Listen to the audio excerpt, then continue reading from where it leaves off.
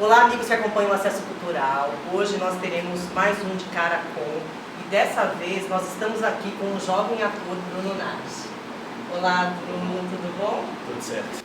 Senhoras e senhores, mesdames et messieurs, com vocês nessa noite em seu show anual, o incrível, o fantástico, o maravilhoso Santiago Herrera. Antes de nós mergulharmos no mundo dos estranhos que nos habitam, né, vamos voltar um pouco no tempo, no início da sua carreira, né, que é uma consagrada carreira, diga-se de passagem, e assim, conte para nós como é que foi para você, como surgiu, com que idade que surgiu esse seu interesse pelo teatro, por canto, como foi que surgiu, como é que brotou esse dom em você?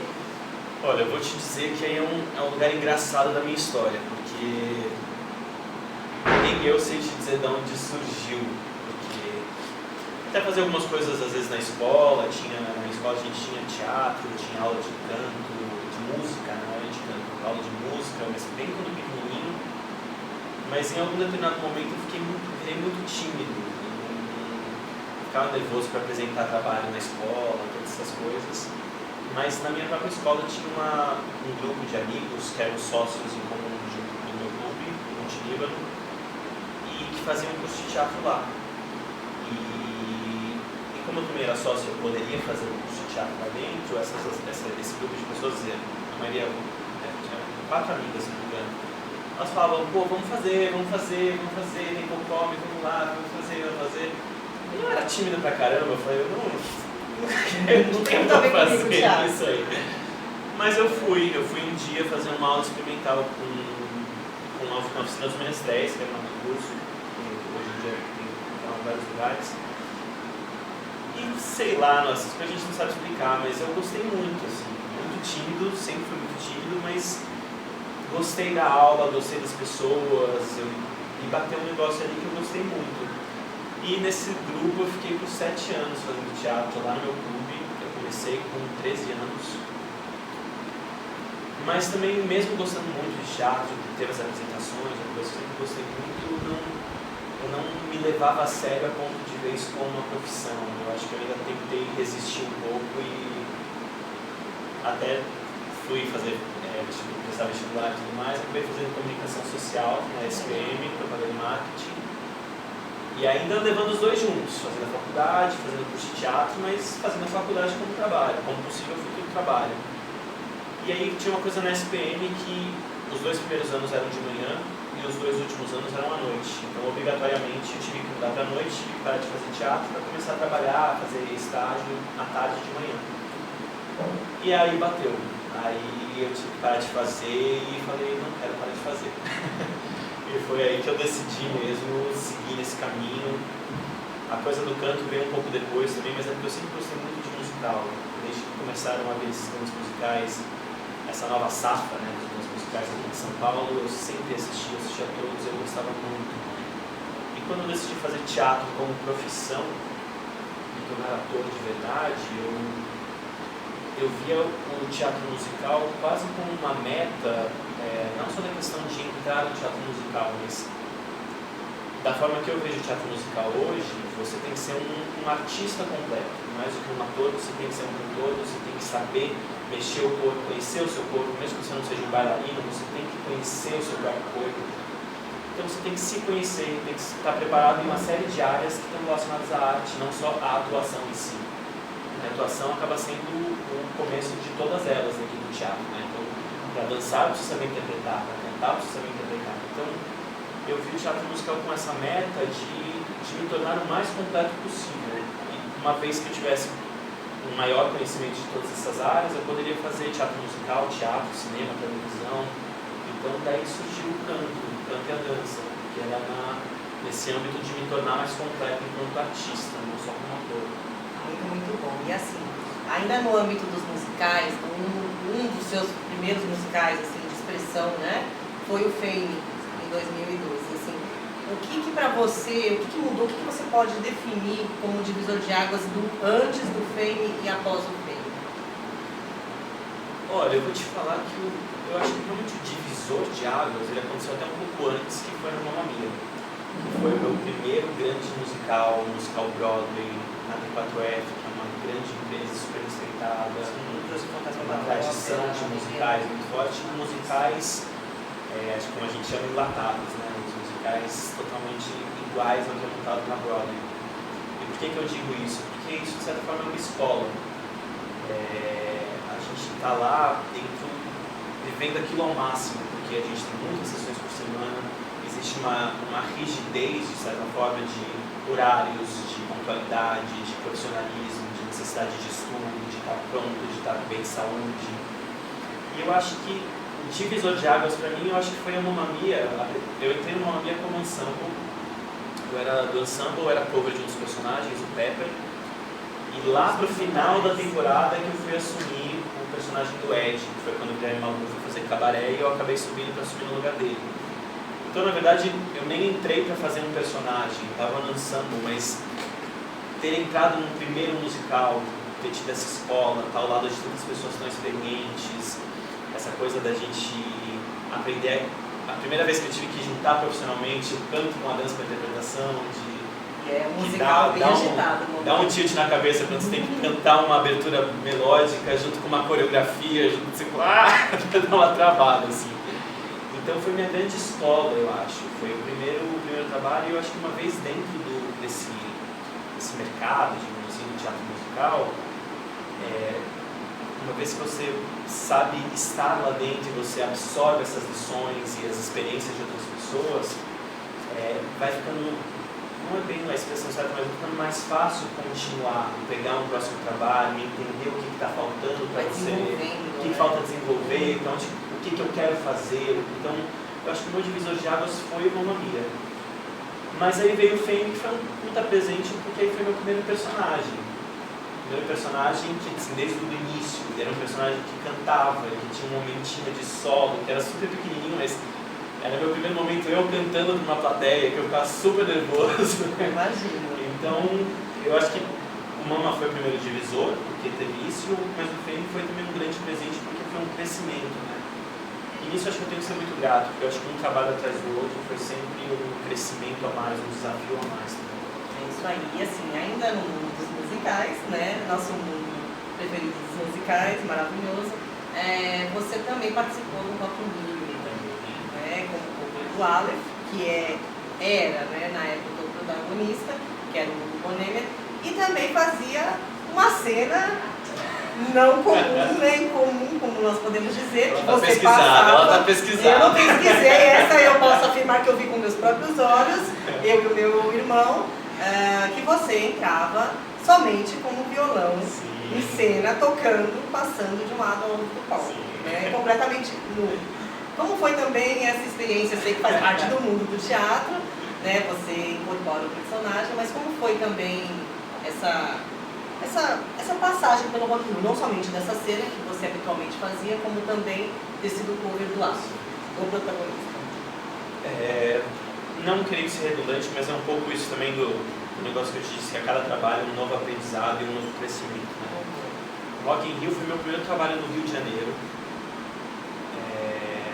que por si só já é uma grande coisa para mim, porque foi um momento que eu fui sozinho, eu fui morar sozinho, que eu mudei de cidade, tudo bem, Rio é super perto, mas enfim, minha professora de canto ficou em São Paulo, minhas aulas estavam em São Paulo, meus apoios estavam em São Paulo, então é um momento que você tem que ganhar sua força dentro de você mesmo, digamos assim, um momento que eu precisava confiar na minha habilidade de canto, na minha habilidade de dança, né, e fazer aquilo, pegar a minha bagagem e colocar naquele lugar, porque no Rock in Rio eu era do ensemble também, para fazer todas as cenas de coro, e era cover do Adam, que era o protagonista, e era cover do Roger, que era o antagonista da história, que tinham repertórios completamente diferentes e eram personagens completamente diferentes.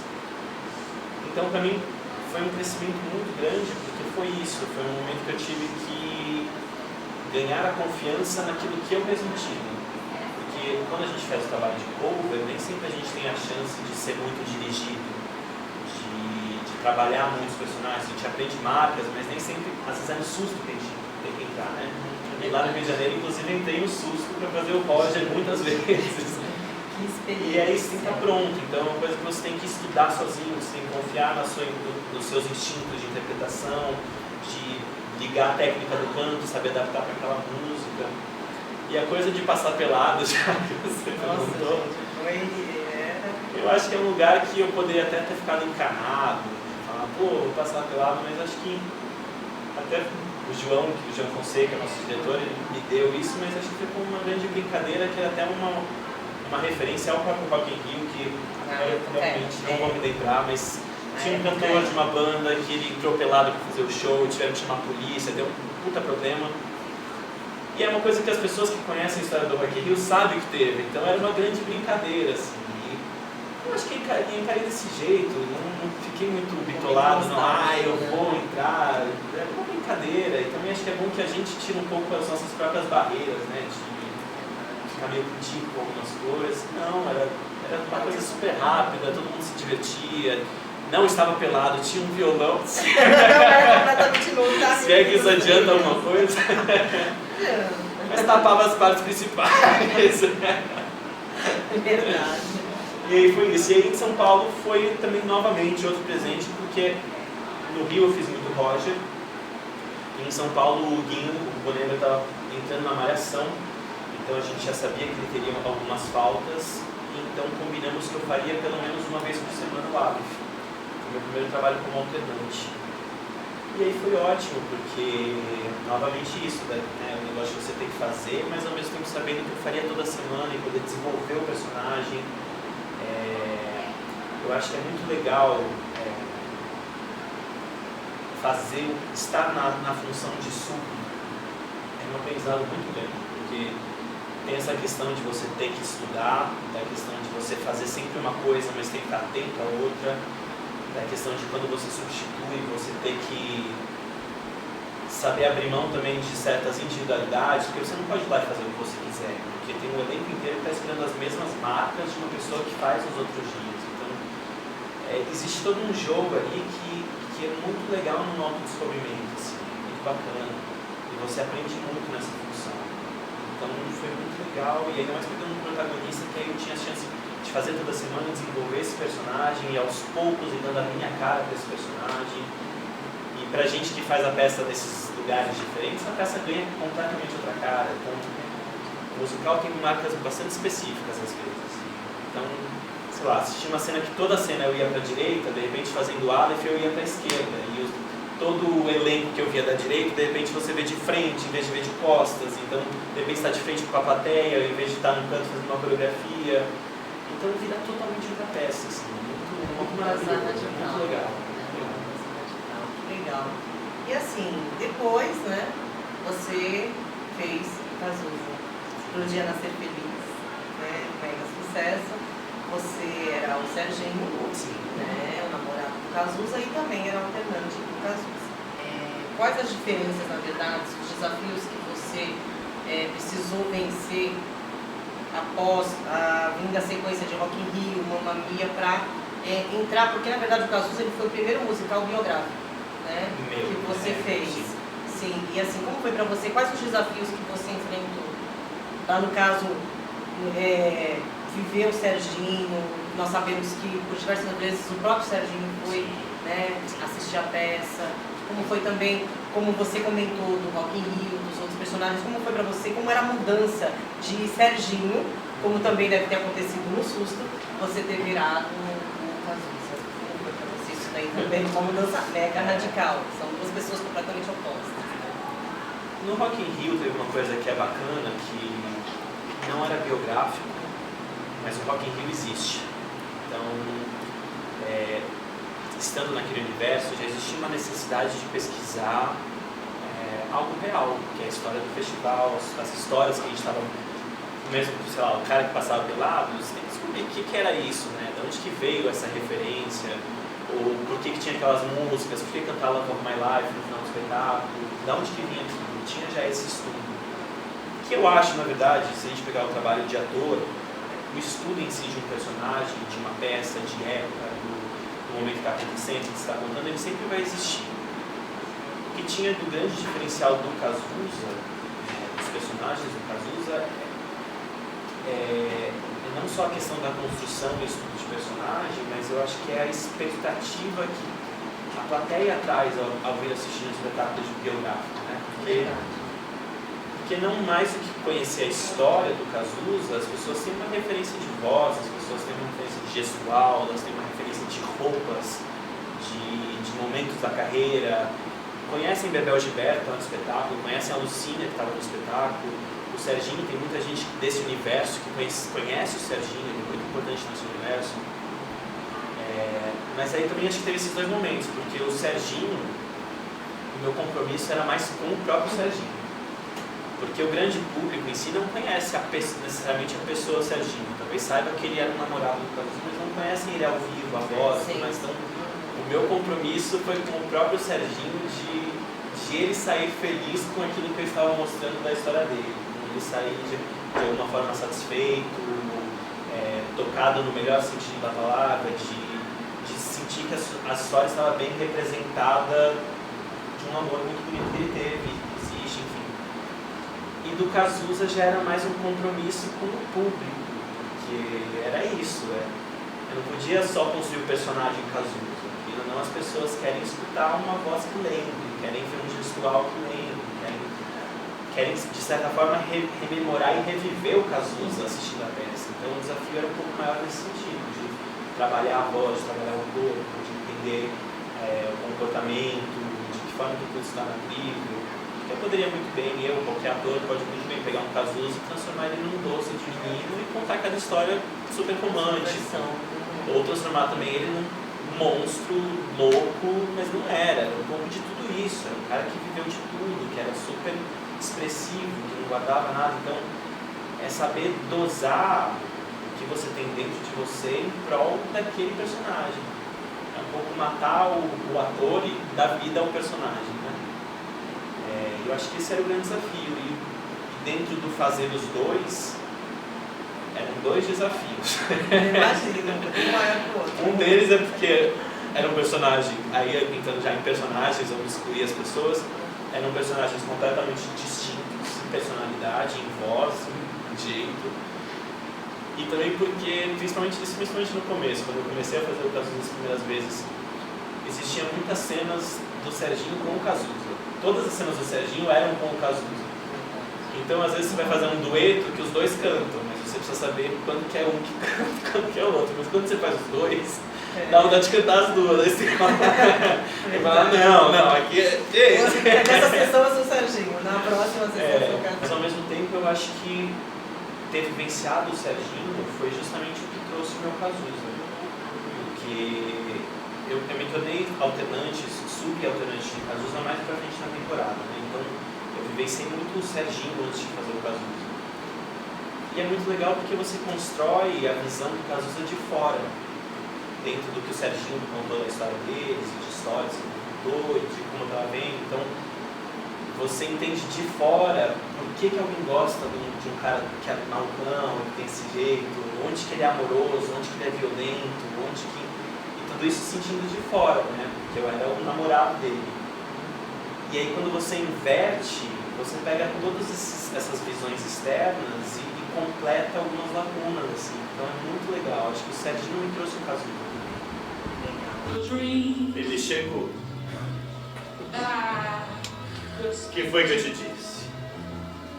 Ele nunca se atrasa, mesmo em dias de chuva. Lá vai ele pro seu ritual. Tira a camiseta, ele tá suado, ele tem pelos no peito. Eu gosto. Agora tens a calça de moletom e acredite, egoísta, ele não usa cueca. Tem essa coisa rústica nele que eu gosto. O nome dele é Augusto. E assim, agora, mudando de assunto, né, dos musicais, vamos falar da peça que o Bruno está em cartaz aqui em São Paulo, que é a peça Os Estranhos que Nos Habitam. Né? Como foi que surgiu a ideia de criar o projeto e como foi todo o processo de criação desta peça? Agora são universos diferentes. Completamente diferentes. A ideia surgiu de amigos. Basicamente, o texto é do Wagner Dávila, que já era meu amigo, era amigo da Karina Gregório. E há muito tempo a gente estava nesse quase embate do queremos fazer alguma coisa juntos, o que vamos fazer, e Wagner escreve lindamente, tem uma série de textos, e a gente tentando ler, fazer a leitura, vamos ler, não deu. Aí não, agora não consigo, porque o outro está trabalhando lá, o outro está não sei aonde, cada um está mandando. Enfim, nunca se encontrava. E a gente chegou a fazer uma leitura, inclusive, dos Estranhos que nos habitam. Eu já estava lendo Santiago, que é o personagem que eu faço, a Karina já estava lendo a Cecília, e o Homem Branco ainda estava sendo procurado. E a gente leu, só que foi uma dessas vezes que, por datas, eu não ia conseguir, porque eu estava no trabalho, estava começando, se não me engano, Vânia só em Macho Spike. E não dá para ensaiar duas coisas ao mesmo tempo, porque a gente passa o dia inteiro ensaiando, então naquele momento não dá para conciliar. E até começou a ter mudanças, eles estavam levando à frente, os textos que não habitam, só que eu não ia fazer. Mas, por sei lá que cargas d'água. Obra do destino. Obra do destino, o projeto não aconteceu. E aí eu já estava com a peça estreada, já estava aqui em São Paulo, a gente se encontrou de novo e falou, então vamos fazer. E aí foi isso, fui eu, Wagner, Karina, o Ranieri, que é nosso diretor, que também é amigo de todo mundo, e só o Di que veio de leituras. Eles estavam fazendo leituras para tentar encontrar esse Homem Branco e encontraram o Diego Tunes, que faz o Teodoro.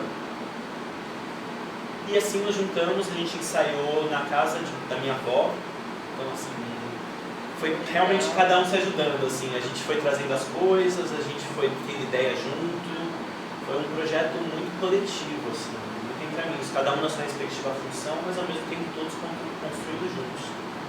E aqui estamos, na nossa caixa branca, então acho que deu certo. O lindo mundo branco, né? E é assim, qual foi o maior desafio para você para criar o personagem de Santiago? Porque ele tem síndrome do pânico, ele tem os desvios de mente, né? E assim, além dos desafios de criar ele, como foi, né? Você se identifica com ele em algum momento ou em algum ponto específico do personagem? Eu acho que a minha grande dificuldade com o Santiago é realmente a minha falta de identificação com o Santiago. Eu acho que a gente tem uma pequena coisa em comum, que é uma coisa particular minha, que eu gosto, às vezes eu gosto de ficar sozinho. Para escrever ou para ler alguma coisa, ter um silêncio, né? Isso é uma coisa que eu gosto. Só que o Santiago tem isso elevado a uma outra potência de irritabilidade, de fobia, de estar em contato com outras pessoas. Então, existe um mau humor, existe uma amargura, uma coisa pesada no Santiago, que isso é uma coisa que eu, o Bruno, não tenho.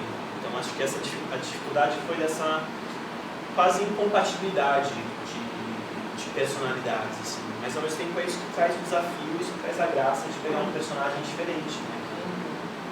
Assim como se a gente for mesmo voltar um pouco, o próprio Cazuza tinha uma série de coisas super diferentes do mundo, né? Então, isso que é muito legal, eu adoro isso, acho muito legal. E como foi o processo de criação dele, de construção, na verdade, do personagem, do Santiago?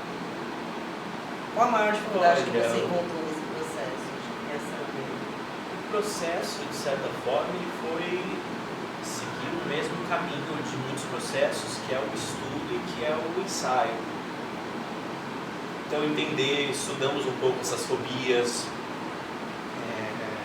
esse quadro desse personagem, o que isso representa, da onde que veio, se ele sempre teve, se surgiu depois de determinado momento. E eu acho que no ensaio, testando as personalidades, entendendo o quão amargurado, o quão engraçado, o quão ranzinza, o quão velho, o quão, enfim, dosando as coisas todas, né? Mas acho que isso foi muito de ensaio, porque aí é um caminho contrário, né? Porque é um personagem que não existe, digo, diferente de um biográfico, não existe referência nenhuma, a não ser se você mesmo quer se dar como referência. Então ele tem uma história, ele tem um passado, ele tem um momento presente, ele tem características que estão no texto, que têm que ser respeitadas. Mas eu poderia fazer muitas coisas muito diferentes daquilo que eu estou fazendo. Eu acho que isso você vai dosando no ensaio, você vai encontrando, você vai vendo o que funciona melhor. Existe a troca, porque existem outros personagens, então também não dá para você construir sozinho, você tem que ver o que funciona melhor no jogo, com os 3 atores. E eu acho que foi isso, um pouco na experimentação, acho que essa quase compreensão de quem é o Santiago. Se ele fosse uma pessoa real, mas acho que isso vale para qualquer personagem, mas se ele fosse uma pessoa real, se ele existisse, e agora me contradizendo um pouco, existem Santiagos. Eu ia dizer Existem essas exatamente pessoas, isso. não existe uma referência presente, mas existem essas personalidades, existem esses transtornos, existem essas fobias, existem essas personalidades, enfim, existe o Santiago por aí, né? Então, foi realmente se ele fosse uma pessoa real, como ele seria? Que idade, qual a idade, como ele anda? Ele é pesado, ele, enfim, o que ele veste. Eu acho que tudo isso a gente foi compondo no nosso processo mesmo, foi junto, foi construindo junto. Muito legal. Me deu uma vontade de comer bala de doce de leite. Eu fiquei preocupada em frente à sua casa e pela janela do meu carro eu o vi, feliz ou fingindo ser. Estava com vários amigos e com ela, sentada naquela cadeira de roda, grávida. Eram tantos sorrisos que eu até fiquei triste. Como era mesmo o nome delas? Super conhecidas, aquelas que grudam no dente, sabe? Ele nunca vai se separar. Não, ele não vai. Sabe aqueles supermercados onde os produtos são separados por seção? Pois é, a minha vida era como um desses supermercados. E pode apostar que eu estava na seção de produtos sem muita notoriedade, tipo enlatados, ervilhas. Kids! Balas Kids! Elas não eram deliciosas. Assim, ainda nesse processo de construção, como é pra você fazer simultaneamente dois personagens? Porque você também está em cartaz com Vânia, Sônia, Masha e Spike, né? Você faz o Spike, que é um cara super extrovertido, que adora exibicionista, né? Que deixa a Masha ensandecida, né? Porque você é bem, na verdade, o Spike é bem espontâneo e o Santiago é o oposto, ele é muito introspectivo, né? Um prefere se mostrar e o outro prefere se esconder. Como é para você também, não ocorreu um erro ou um deslize em alguma apresentação aqui com os estranhos que nos habitam, de num instante não ser o Santiago, ser o Spike? Como é para você viver simultaneamente, na verdade, esses dois personagens? Por enquanto, acho que não aconteceu nenhum deslize. Espero eu. Porque são personagens muito distintos mesmos. São muito diferentes. Eu acho que uma coisa que eu acho muito engraçada é até as cores dos mundos, né? A gente tem o Vânia e o Spike, que é super colorido, e a gente tem aqui os estranhos, que vocês estão vendo aqui, né? Esse cenário branco e cores mais de figurinos mais escuros, personagens mais escuros.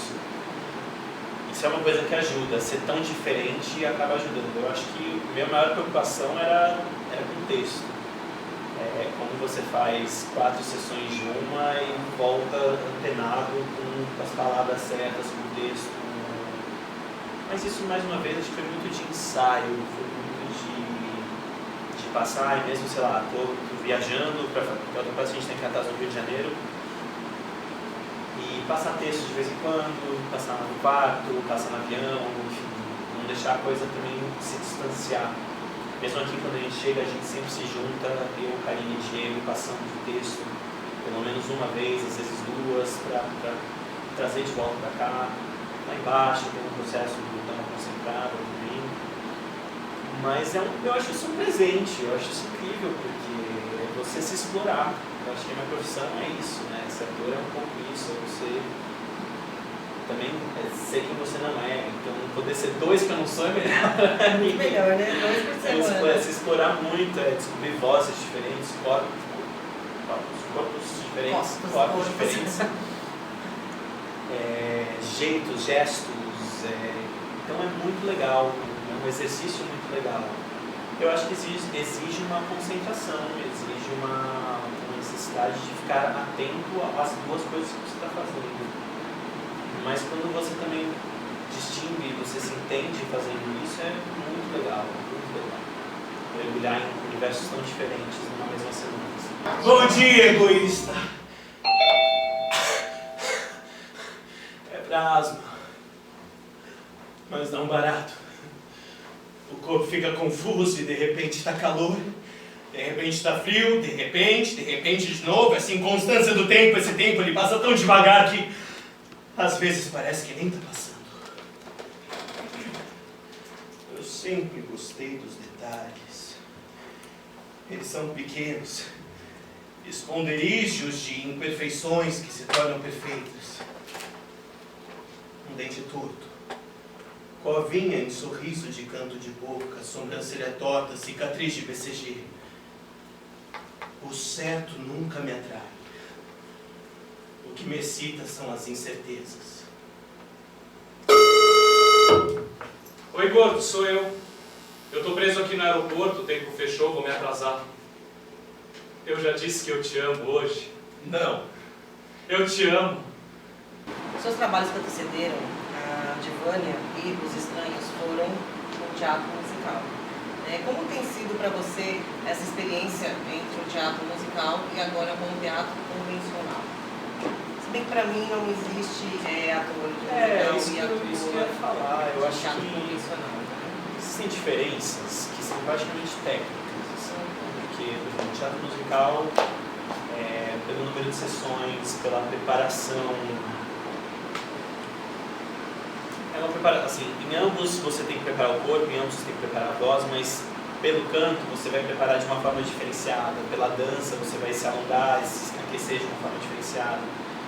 Aqui eu já faço muito mais exercícios de dicção, de fono, do que eu faço de extensão de voz, porque eu não vou ter que atingir notas X, ou não vou cantar por 2 horas, não preciso de uma embocadura, de um espaço, enfim. Eu preciso aqui estar com uma boa dicção, uma boa compreensão de texto, uma boa respiração. Então, existem preparações que de certa forma são muito parecidas, mas no teatro musical existe essa coisa do horário, do aquecimento vocal, do aquecimento corporal, de colocar microfone.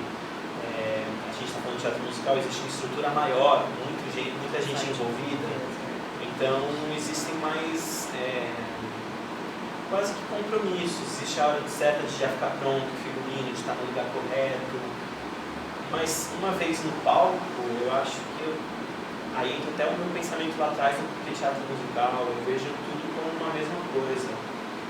É um personagem, é uma história, enfim, você se focar naquilo e construir aquele personagem e dar vida àquele personagem naquele dia. E isso vale para qualquer tipo de teatro musical, de cinema, de televisão, do que for. Uma vez enquanto ator, o trabalho é esse, é o mesmo. Né?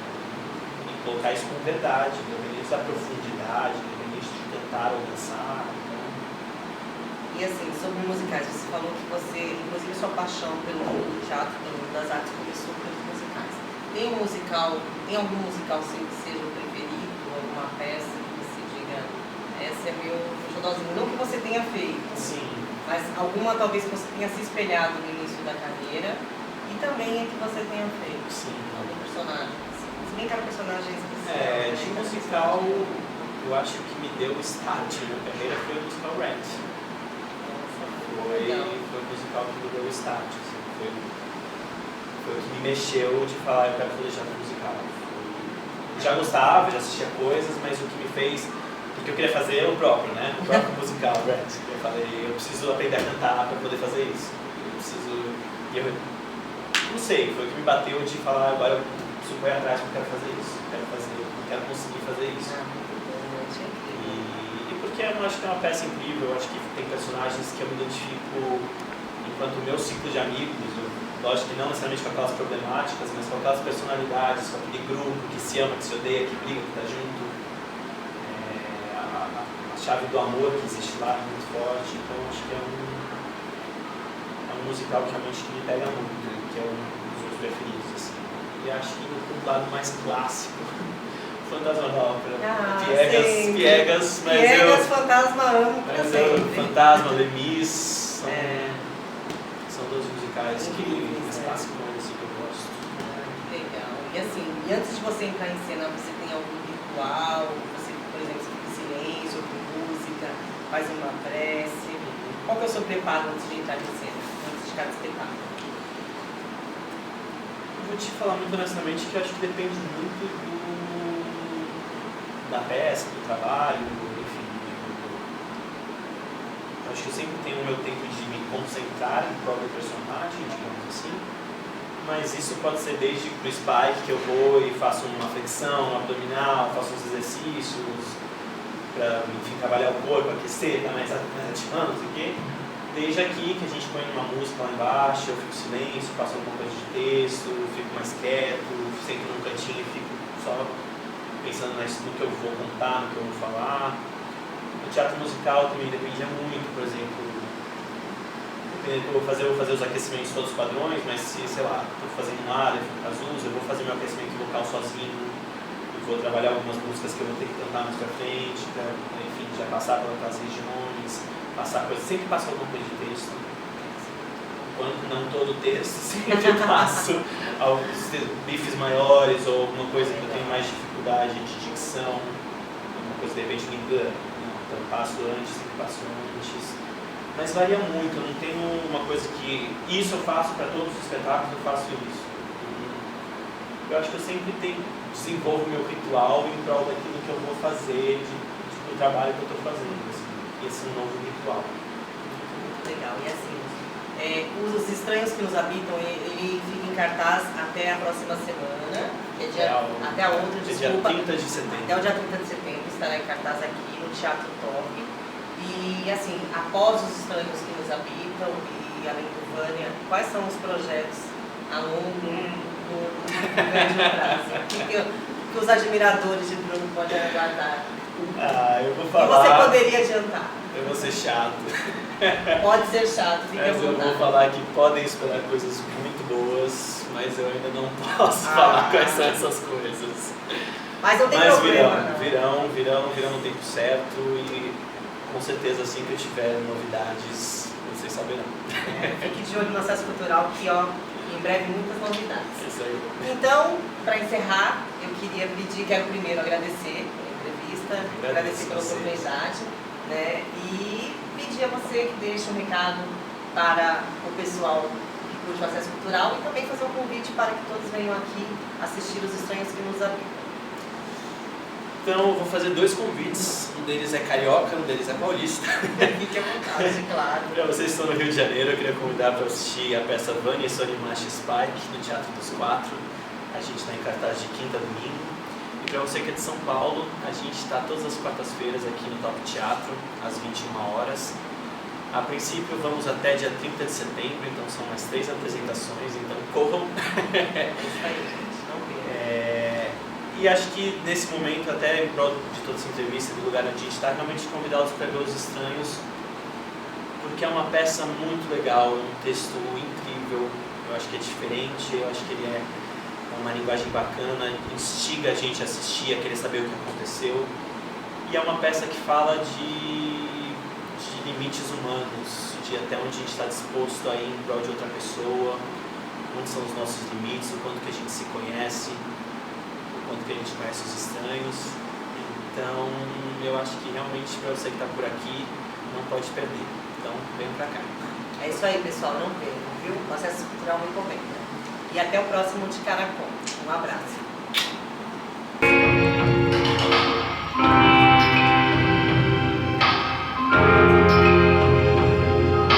Seasons came and changed the